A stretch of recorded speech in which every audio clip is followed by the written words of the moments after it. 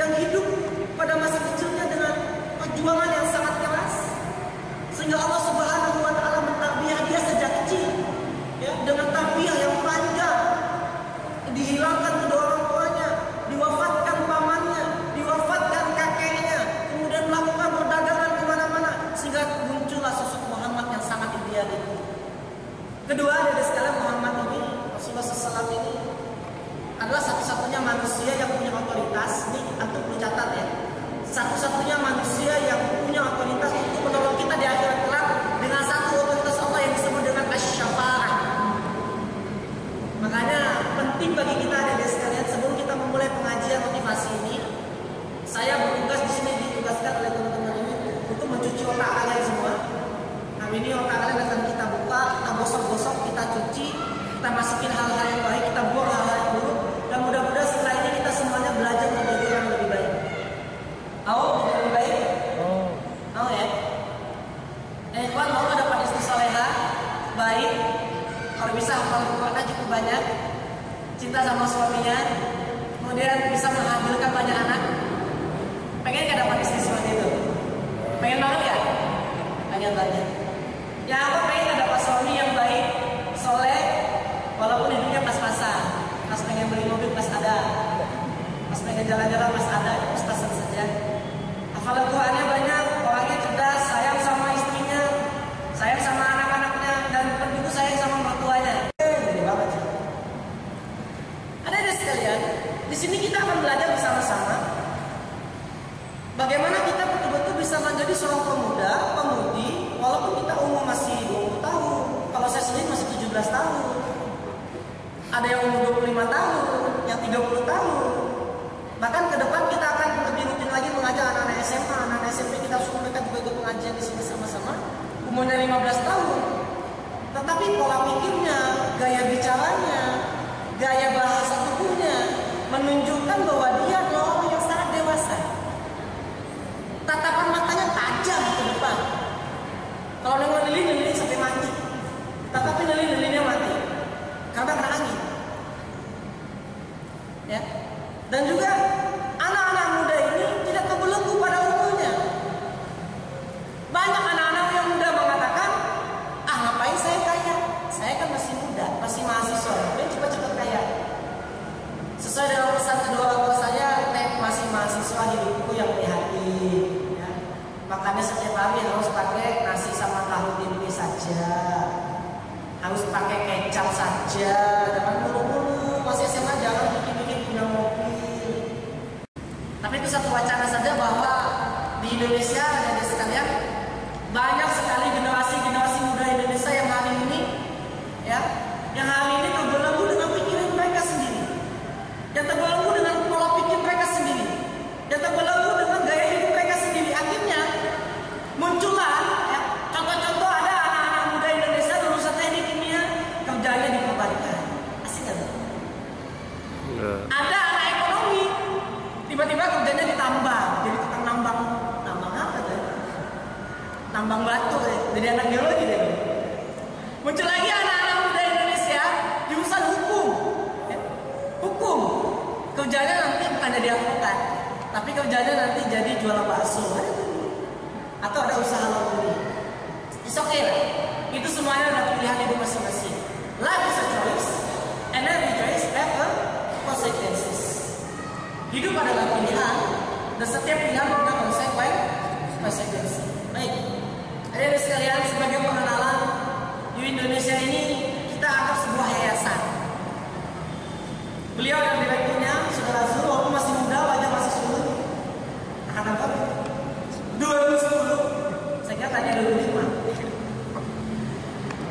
Jadi UI Indonesia ini adalah sebuah yayasan yang dibuat oleh anak-anak muda, dan saya sebenarnya bukan foundernya, saya tidak banyak berkecimpung di sini, hanya menjadi penasehat mereka ketika mereka pertama kali pengen bikin Mas Dewi. Kita pengen bikin sebuah komunitas anak-anak muda Indonesia yang cerdas, kreatif, bisa jadi trainer, bisa berbagi, bisa sama-sama mengajak orang lain dalam kebaikan. Tolong bantu kami. Ya bismillah, saya bilang insya Allah kalau memang ini adalah program untuk kebaikan, ini program untuk membuat anak-anak bangsa ini jadi lebih baik, dan mereka juga yang masuk join di komunitas UI ini bisa jadi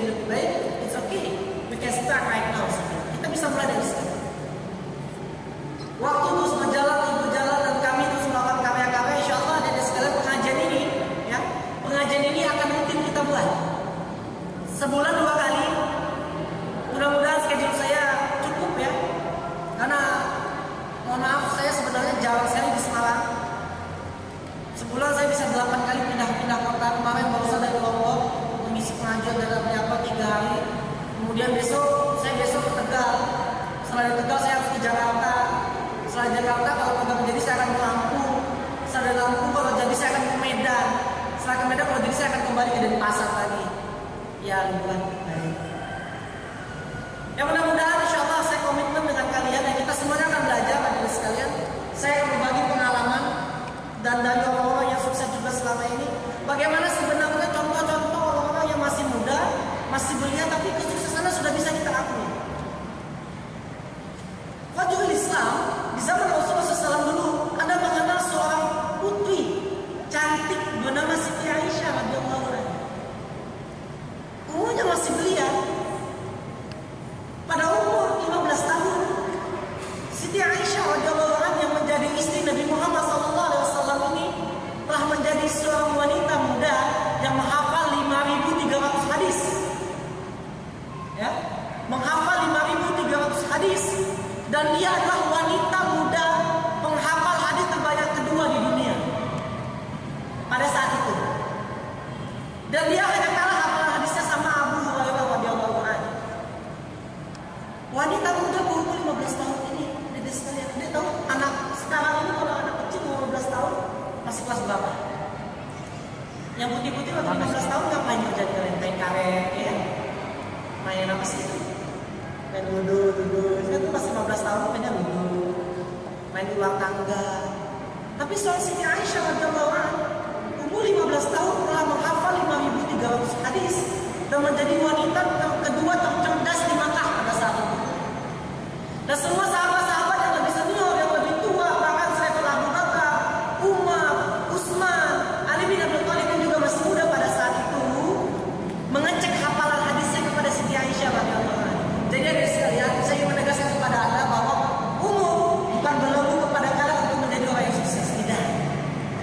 Ya, bahwa umur bukan hambatan bagi kalian untuk menjadi orang yang jauh lebih hebat, jauh lebih kreatif, jauh lebih kaya, jauh lebih sukses, jauh lebih keren dibandingkan dengan orang tua kalian, tidak. Ya, Siti Aisyah telah menunjukkan kepada kita bahwa wanita pun di satu sisi bisa jauh lebih pintar dibandingkan dengan laki-laki. Yang wanita setuju tidak? Harus setuju. Ini zamannya emansipasi. Zamannya sekarang wanita-wanita harus bisa mengerjakan pekerjaan laki-laki. Besok ada rumah yang gede yang rusak, wanita juga bisa begini. Jadi laki-laki besok kemarin diskusi di Jakarta. Besok laki-laki kembali yang harus hamil itu laki-laki, yang cari nafkah wanita.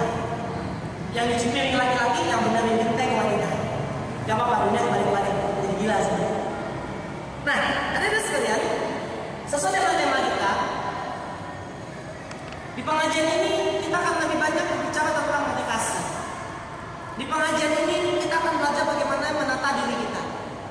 Di pengajian ini kita akan belajar bagaimana Anda sebagai anak-anak muda Indonesia besok juga ke depan. Kita akan lebih banyak praktek juga di pengajian ini. Bagaimana caranya Anda membuat visi hidup. Di sini ada yang sudah punya visi hidup.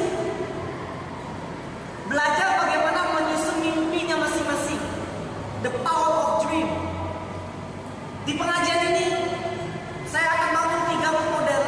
Yang pertama, manusia muda milenium akan saya ajarkan dan kita sama-sama belajar bagaimana menjadi pemuda yang bervisi hidup jelas, tegas, seperti Rasulullah SAW. Yang kedua, kita akan mengkaji lebih banyak tentang dunia leadership. Percuma ada visi yang tinggi ke depan, percuma Anda mimpinya jauh ke belakang, jauh melewati masa waktu umur Anda, tetapi kita tidak bisa kontrol diri. This is about leadership. Dan yang ketiga, kita akan fokus kepada pengajian tentang bagaimana memperbaiki komunikasi. Jadi ada 3 tema yang akan diangkat oleh teman-teman UI dalam pengajian yang kita akan coba rutinkan. Saya sudah bikin kurikulumnya. 4 minggu ke depan kita akan concern mengajarin kalian bagaimana bikin visi hidup dan bagaimana membantu kalian. Hal yang paling sulit dalam hidup kita itu satu deh, memutuskan kira-kira kita mau jadi apa dalam hidup kita. Itulah kegalauan tertinggi bagi para mahasiswa, ya Pak ya? Ya kan? Iya Pak ya? Ya. Saya pengen nanya kita sampai dulu di sini. Siapa di sini udah jelas kira-kira pada umur 25 tahun dia mau jadi apa, berapa gajinya, posisinya di mana, ada yang ngerti di sini? Ada? Enggak.